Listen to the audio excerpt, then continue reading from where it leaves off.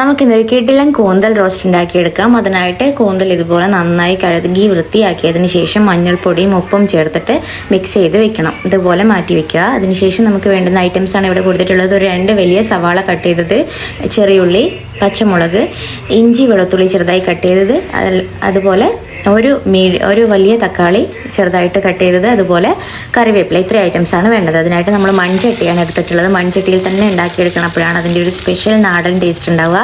അതിലേക്ക് ചട്ടി ചൂടായി വരുമ്പോഴത്തേക്ക് ആവശ്യത്തിനുള്ള വെളിച്ചെണ്ണ ചേർത്ത് കൊടുക്കുക.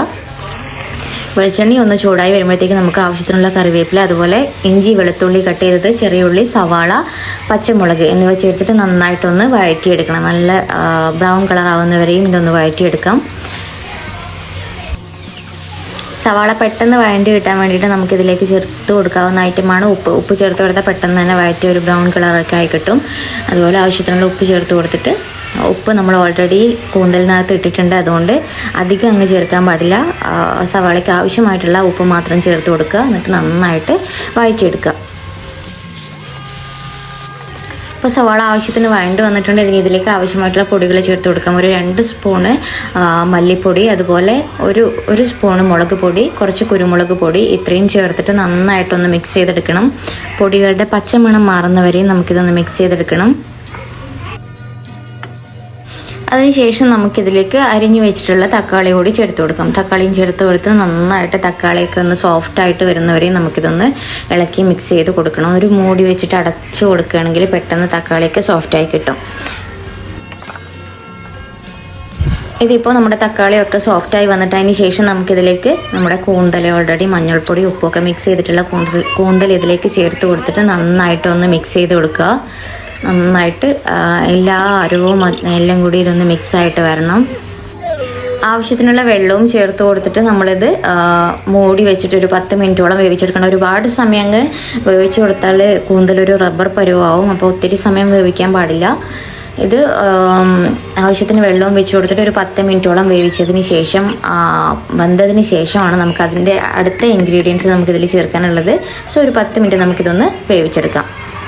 ഒരു 10 മിനിറ്റ് കഴിഞ്ഞിട്ടുണ്ട്. ഇപ്പോൾ നമ്മുടെ കൂന്തലൊക്കെ വെന്തിട്ട് ആവശ്യത്തിനുള്ള തിക്ക് ഗ്രേവിയായി മാറിയിട്ടുണ്ട്. കണ്ടോ, ഈ ഒരു പരുവത്തിലാകും കിട്ടും. ഇതിലും അധികം കൂന്തലിട്ട് വേവിക്കാൻ പാടില്ല.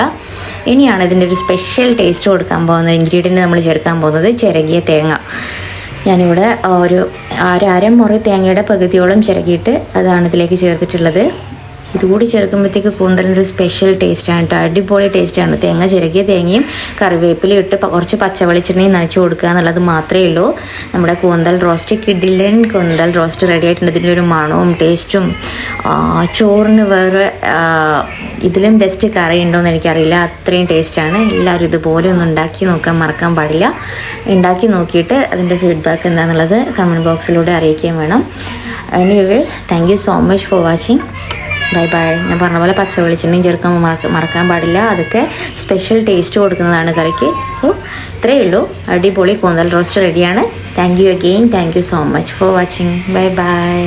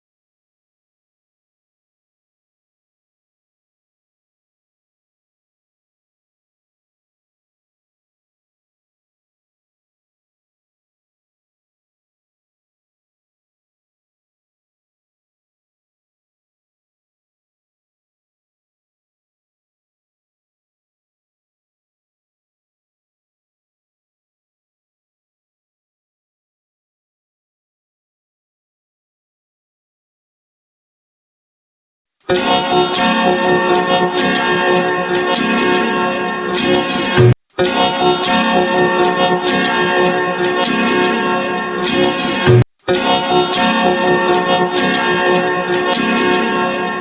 you.